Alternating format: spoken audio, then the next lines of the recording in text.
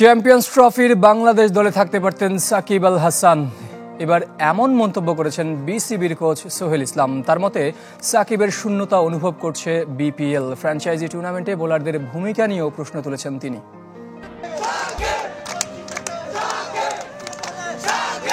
না থেকেও আলোচনায় সাকিব আল হাসান, হোক চ্যাম্পিয়ন্স ট্রফি অথবা বিপিএল।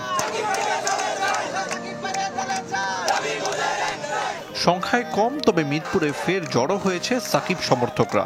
ওদের স্লোগান আর দাবি, দেশসেরা ক্রিকেটারকে ফেরানো হোক জাতীয় দলে।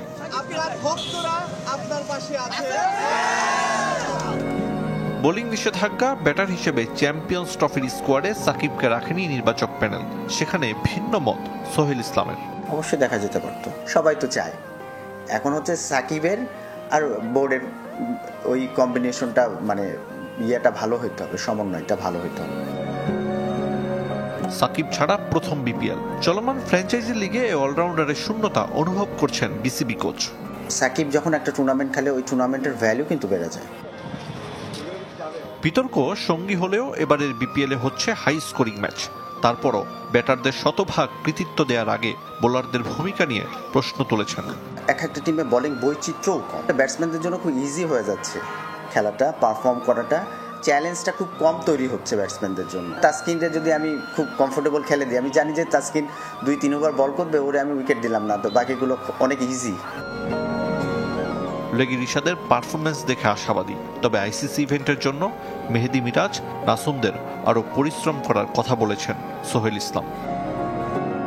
না থেকেও আলোচনায় সাকিব আল হাসান, হোক চ্যাম্পিয়ন্স ট্রফি অথবা বিপিএল।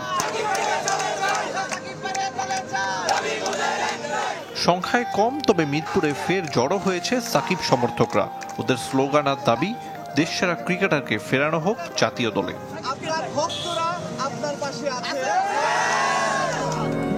বোলিং নিষেধাজ্ঞা, ব্যাটার হিসেবে চ্যাম্পিয়ন্স ট্রফির স্কোয়াডে সাকিবকে রাখেনি নির্বাচক প্যানেল। সেখানে ভিন্ন মত সোহেল ইসলামের। অবশ্যই দেখা যেতে পারতো, সবাই তো চায়। এখন হচ্ছে সাকিবের আর বোর্ডের ওই কম্বিনেশনটা, মানে ইয়েটা ভালো হইতে হবে, সমন্বয়টা ভালো হইতে হবে। সাকিব ছাড়া প্রথম বিপিএল। চলমান ফ্র্যাঞ্চাইজি লিগে অলরাউন্ডারের শূন্যতা অনুভব করছেন বিসিবি কোচ। সাকিব যখন একটা টুর্নামেন্ট খেলে, ওই টুর্নামেন্টের ভ্যালু কিন্তু বেড়ে যায়। বিতর্ক সঙ্গী হলেও এবারের বিপিএলে হচ্ছে হাই স্কোরিং ম্যাচ। তারপরও ব্যাটারদের শতভাগ কৃতিত্ব দেওয়ার আগে বোলারদের ভূমিকা নিয়ে প্রশ্ন তুলেছেন। একটা টিমে বোলিং বৈচিত্র্যও কম, ব্যাটসম্যানদের জন্য খুব ইজি হয়ে যাচ্ছে খেলাটা, পারফর্ম করাটা।